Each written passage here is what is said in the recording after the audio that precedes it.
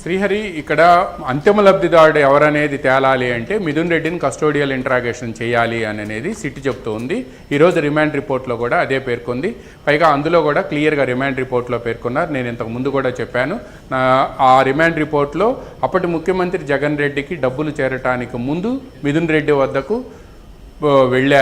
వచ్చాయి అని చెప్పి పేర్కొన్నారు. అంటే ఇప్పుడు మిథున్ రెడ్డి వద్ద వరకు కూడా డబ్బులు వచ్చాయి అనేది స్పష్టంగా ఇప్పటి వరకు తేలిన ఇన్వెస్టిగేషన్లో తేలింది.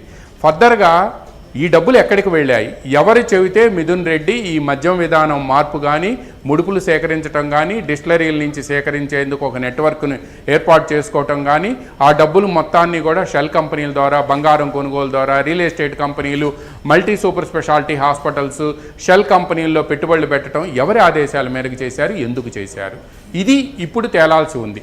అందువలన ఈ అంశం తేలాలి అంటే మిథున్ రెడ్డిని ఫర్దర్గా కస్టోడియల్ ఇంట్రాగేషన్ చేయాలి అనేది సిట్ ప్రధానంగా చెప్తోంది. అయితే రేపే కస్టడీ పిటిషన్ని సిట్ ఫైల్ చేయబోతుంది. దీనికి సంబంధించిన పిటిషన్ కూడా సిద్ధం చేసుకుంది. ఈరోజు సండే కావడంతో కేవలం మిథున్ రెడ్డి రిమాండ్ను విధించటమా లేదా అనేది, ఆ రిమాండ్కి సంబంధించిన రిపోర్టును పరిశీలించడం, తర్వాత reasons for arrest, grounds for arrest అనేది కూడా ఆ రెండు రిపోర్టులను పరిశీలించిన తర్వాత కొద్దిసేపటి క్రితమే న్యాయాధికారి ఒక ఉత్తర్వులు జారీ చేశారు. ఆగస్టు వరకు రిమాండ్ అని, 1 వరకు రిమాండ్ అని.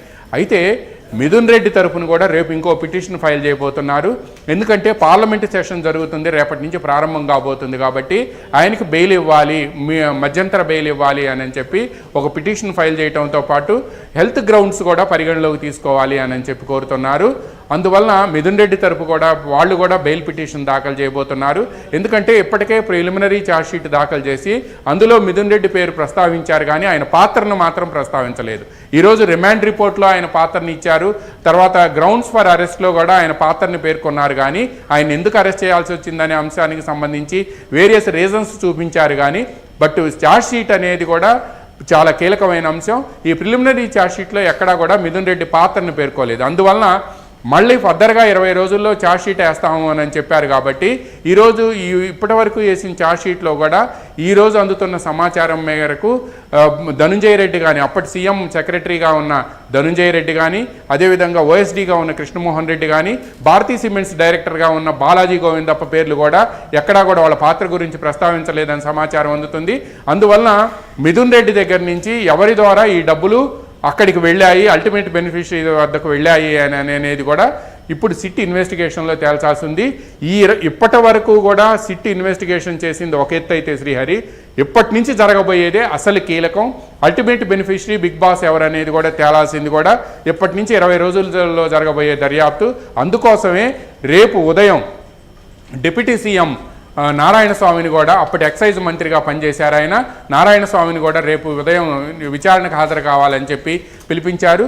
దీంతోపాటు మీకు గుర్తుండే ఉంటుంది, ఒకసారి రీకలెక్ట్ చేసుకుంటే మనం గతంలో 2 సార్లు సిట్టు వద్దకు వచ్చి మద్యం కుంభకోణానికి సంబంధించి సాక్షిగా హాజరయ్యి తన స్టేట్మెంట్ ఇచ్చిన వైసీపీ మాజీ ఎంపీ విజయసాయిరెడ్డి, ఆయన ఇప్పుడు రాజకీయాల నుంచి విరమించుకున్నారు. విజయసాయిరెడ్డిని కూడా మళ్ళీ విచారణకు రావాలి అని చెప్పి సిట్ ఆదేశాలు జారీ చేసింది. అయితే తనకు 20వ తేదీ వరకు కూడా ప్రీఫిక్స్డ్ ప్రోగ్రామ్స్ ఉండటం వలన అవి పూర్తయిన తర్వాత తాను వస్తాను, ఆ తర్వాత వస్తాను అని కూడా విజయసాయిరెడ్డి అందులో పేర్కొన్నారు, ఆయన పంపిన మెసేజ్లో పేర్కొన్నారు. అందువలన రేపటి నుంచి ఏ రోజైనా కూడా విజయసాయిరెడ్డి కూడా విచారణకు హాజరయ్యే అవకాశం ఉంది. ఈలోపు నారాయణ స్వామిని మాత్రం రేపు విచారించబోతున్నారు.